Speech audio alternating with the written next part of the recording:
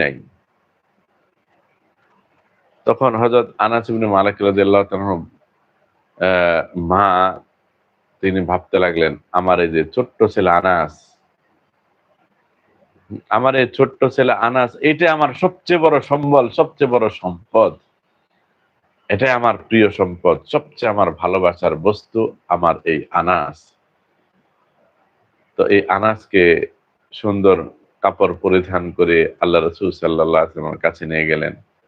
বললেন, ইয়া রাসূলাল্লাহ, আমার ঘরে আর কিছু নেই, আমার সবচেয়ে প্রিয় বস্তু, ভালোবাসার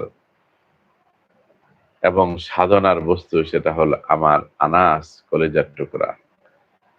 আমি ইয়া রাসূলুল্লাহ আপনার খেদমতে এই আনাসকে আমি রেখে যেতে চাই। যে আপনার কাছে থেকে বড় হবে, আপনার কাছ থেকে আদব, লেহাজ, তাহজিব, তামাদ্দুন শিখবে এবং সে পড়াশোনা করে আপনার কাছ থেকে ইলম, ওহী গ্রহণ করে সে বড় হবে।